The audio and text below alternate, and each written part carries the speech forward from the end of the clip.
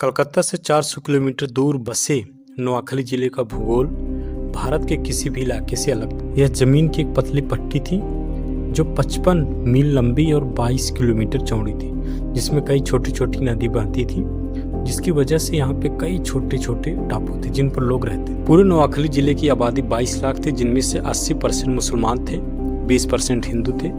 आबादी में कम होने के बावजूद हिंदू प्रभावशाली थे। सारे बड़े जमींदार, वकील, डॉक्टर, टीचर, शॉपकीपर और बड़े किसान हिंदू थे। नोआखली में चावल, केले, सुपारी, नारियल की पैदावार अच्छी थी, लेकिन इसके साथ यहाँ पे मुल्ला और मौलवियों की पैदावार भी काफ़ी अच्छी थी। कलकत्ता में हुए दंगे का असर नोआखली पर दिखने लगा था। अगस्त 1946 के आखिरी हफ्ते में ही नोआखली में तनाव फैलने लगा।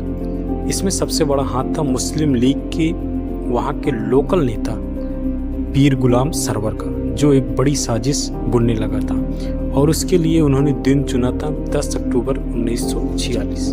यह कोजागरी पूजा का दिन था और इस दिन बंगाली हिंदू पारंपरिक रूप से देवी लक्ष्मी की पूजा करते हैं। उस दिन गुलाम सरवर ने शाहपुर इंग्लिश हाई स्कूल में 20,000 मुसलमानों की सभा की और उनको उकसाया। और गुलाम सरवर ने ऐलान कर दिया था कि पूरी नोआखली से हर काफिर और कुफ्र के हर निशान को मिटा दिया जाएगा।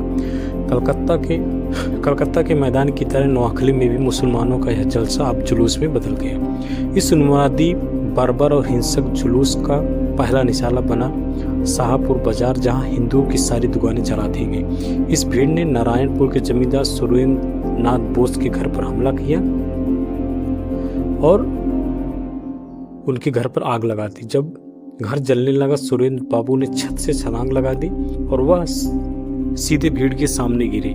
उन्मादी मुसलमानों ने शरीर के टुकड़े करके आग के हवाले कर दिया और उनका बचा हुआ सिर पीर गुलाम सरवर के पास ले गए, जो वहीं पे खड़ा था।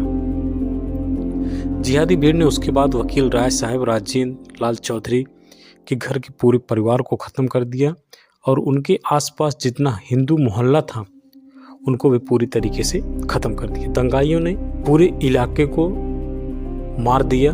वे जो आदमी थे उनको मार देते थे और जो औरतें बच्चियां थीं उनको नहीं मारते थे।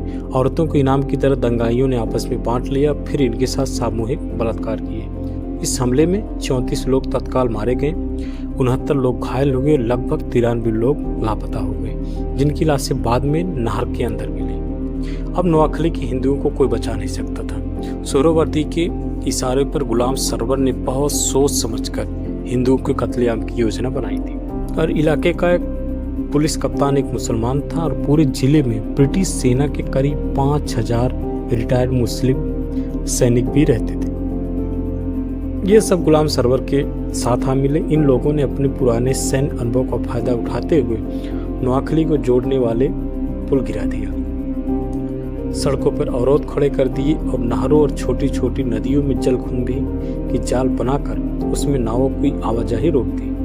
वैसे भी सारे मल्लाह मुसलमान थे। कुल मिलाकर नोआखली को पूरे बंगाल से काट दिया गया, यानी हिंदू चाह कर भी बाहरी मदद नहीं बुला सकता। अगले 4 दिन तक, यानी कि 14 अक्टूबर तक पूरे देश को छोड़िए बंगाल के लोगों को यह पता नहीं था कि नोआखली में क्या हो रहा है। 15 अक्टूबर के बाद जब कोलकाता के अखबार में खबरें छपी तब लोगों को पता चला कि नोआखली हिंदुओं के लिए अब नर्क बन गया है। उस समय कलकत्ता के एक पत्र अमृत बाजार पत्रिका ने एक लेख छापा और उसमें बताया गया था कि वहाँ के सारे लोग अब मुस्लिम बन चुके हैं और उसमें बताया गया कि 10 तारीख की रात को हम सभी को जबरन मुसलमान बना दिया गया।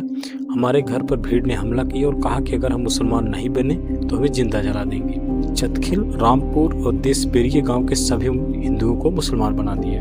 कलकत्ता की नरसंहार में लोगों का कत्ल किया गया, लेकिन नोआखली में योजना कुछ और थी। जस्टिस खोसला के रिपोर्ट के हिसाब से नोआखली के मुसलमानों का जो लक्ष्य हिंदुओं को आतंकित करना, उनकी औरतों को बेइज्जत करना, उनके भगवानों मंदिरों को अपवित्र करना, उनका धर्म परिवर्तन कराकर उन्हें मुसलमान बनाना था।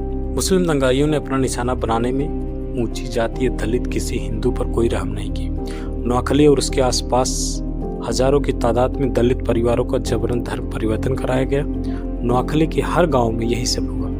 पहले हिंदू परिवार पर सैकड़ों मुसलमानों की भीड़ हमला करती। परिवार के कुछ पुरुषों का कत्ल किया जाता और जो बच जाते उन्हें उनकी औरतों और बच्चों के साथ मौलवी के पास ले जाया जाता और उसके बाद वहाँ के जो मौलवी थे कई घंटे तक उन्हें कुरान और इस्लामिक कानून की शिक्षा भी देते थे।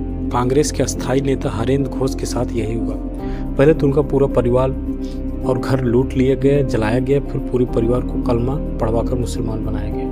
नोआखली का हर हिंदू अंदर से टूट जाए इसके लिए उनके हाथों से गाय कटवाई गई। हिंदू के आत्मसम्मान को ठोस पहुंचाने के लिए उनकी लड़कियों की शादी मुसलमानों से करवाई जा रही थी। इन जबरन शादियों का कोई नियम कायदा नहीं था। कभी हिंदू जमींदार की बेटी की शादी किसी मुस्लिम मल्लाह से कर दी जाती तो कभी 14 साल की हिंदू लड़की का निकाह किसी 55 साल के बूढ़े के साथ कर दिया जाता। उन दिनों नोआखली में जैसे मानवता मर गई थी। कई मामलों में मुस्लिम पुरुष ही नहीं उनके घर की औरतें भी उनके सभी कारतूतों में शामिल थी। 15